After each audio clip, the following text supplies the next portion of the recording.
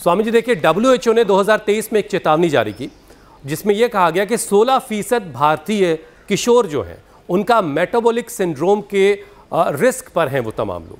16% किशोर, high BP, high sugar और पेट पर चढ़ी हुई चर्बी, इसके साथ हाई ट्राइग्लिसराइड, ये सब कुछ एक साथ मिलकर के हालात ख़राब कर रहा है। अब प्रिवेंशन और रिवर्सल के लिए ज़ाहिर वज़न को कम करना बड़ा ज़रूरी है। तो जो बच्चे मोटे हो गए उनका ज़रा वज़न कम करवाइए और उन्हें समझाइए कि इससे जो बहुत स्मार्ट बनने वाला मामला है ना वो भी गड़बड़ हो रहा है। आपने एकदम ठीक कहा। तो हाई शुगर और हाई बीपी का रिस्क तो पवन मुक्त आसन और मंडूक आसन से कम हो जाएगा। हार्ट के रिस्क के लिए बता चुके गोमुखासन, भुजंगासन, बरकट आसन, 2-3 अभ्यास भी ठीक से कर ले। अर्धहलासन, पादवृत्तासन, द्विचक्रिकासन, ऐसे लेट करके फिर अश्वगंधा के पत्ते खिला देते हैं, लौकी और जितने भी खट्टे फ्रूट्स हैं ना बच्चों को ऐसे भी अच्छे लगते हैं, संतरा, मौसमी, अनानास, उनका जूस पिलाए, अंगूर और जो है ये अमरूद, पका हुआ अमरूद, ओहो वैसे भी अच्छा लगता है खाने में, ऐसे ही खिलाए। और ये ला मेदो हर वेट को तो जब ज़्यादा वजन बढ़ जाता है तब उसको भी दे देते, उससे भी कम हो जाएगा। ये 3 अभ्यास ऐसे लेट करके और ये 2 अभ्यास बैठ करके बच्चों को अवश्य कराए। एक तो ये ऐसे शाक सब्जियां खाने की आदत डालें। या पीछे आप गुरुकुल देख रहे हैं जहाँ योग हो रहा है, इसके पीछे तो इन मिट्टी की कुटिया बनी है, इसके पीछे गुरुकुल बना है। बच्चे सुबह सुबह योग करते, सब बच्चों को अंकुरित खिलाते, बच्चों को अंकुरित खाने की आदत डाली है अमेरिकन हार्ट एसोसिएशन की, जो ये कहती है कि यूएस में सिर्फ 8 से 12% बच्चों को हाई ट्राइग्लिसराइड की परेशानी है, लेकिन भारत में ये आंकड़ा बहुत ज्यादा है, ये 34% तक है और बच्चे प्रभावित हैं। क्यों हम दुनिया से 3 से 4 गुना ज़्यादा बोझ उठा रहे हैं? क्यों हमारे बच्चे इस परेशानी की गिरफ्त में ज़्यादा फंसे हुए हैं? क्या ये हमारी नो एक्सरसाइज कल्चर जो आजकल बड़ा तेज़ी से फैल रहा है उसका नतीजा है? लेस फिजिकल एक्टिविटी की वजह से हो रहा है? सुबह उठ कर के ना एक काम करना शुरू कर दे, पूरे देश को ना जो है ऐसा करना चाहिए, मतलब मेरा बस चले तो मैं कहूँ कि बस सबको उठा करके दौड़ाओ, और जो दौड़ ना लगाने जाए ना उसको कुछ सुविधाओं से वंचित कर दो, उसको पनिशमेंट दो, तो ये भारत सुधर जाएगा।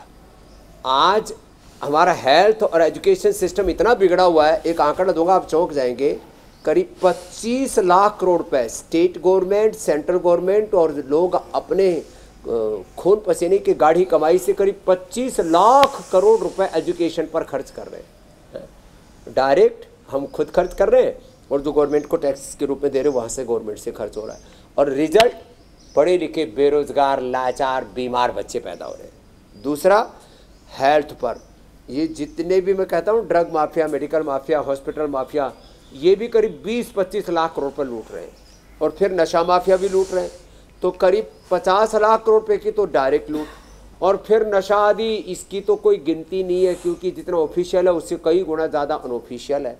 और फिर जब बीमार होते हैं, अच्छी हेल्थ है, अच्छी एजुकेशन नहीं है, क्वालिटी लाइफ नहीं है, सिविक एजुकेशन पूरा नहीं है, तो कोई सड़क दुर्घटना में मर रहे हैं, कुछ आपस में लड़ाई झगड़ा करके मर रहे हैं, पुलिस कचहरी में, न्यायालयों में पैसा खर्च हो रहा है, चारों तरफ तबाही बची हुई है। इसलिए एक ही रास्ता है, ये सारी गिरावट का कारण मनुष्य इतना क्यों गिर रहा है, इतना लाचार, इतना बीमार, इतना बेबस क्यों हो गया है? एक ही कारण है, योग विमुख हो गए, एक्सरसाइज छोड़ दी, मेहनत छोड़ दी, पुरुषार्थ से विमुख हो गए। तो बस सबको पुरुषार्थ में लगाना ही पड़ेगा।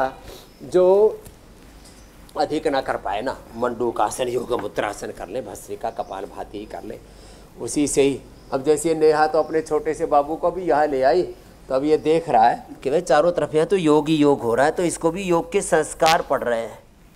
तो पहले तो नेहा ने कैंसर पर विजय पाई, ब्रेस्ट कैंसर, बिना रेडिएशन, बिना कीमो, बिना ऑपरेशन, खाली योग से, उपवास से, सेस्टोग्रिड, ओरोग्रिड से ठीक किया। और अब इतना प्यारा सा बच्चा है, ऐसे योग में ही लगाना पड़ेगा, एकमात्र मेहनत में, पुरुषार्थ में लगाना पड़ेगा, और कोई रास्ता नहीं है। ज़्यादा न कर पाए तो भस्त्रिका ही करें।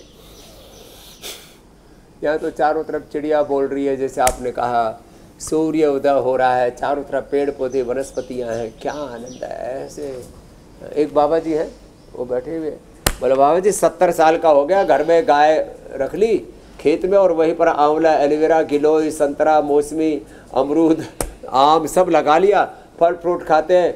मैंने कहा 100 साल बाबा अच्छे से जियोगे। बोले जी पहले तो ऐसी ज़िंदगी बीत गई, अब 70 साल के बाद जीने का असली आनंद आ रहा है। ये है प्रकृति के बीच में जीने का सुख। क्या बात। हमारे साहब क्या नाम है यादव जी? नंदन यादव है।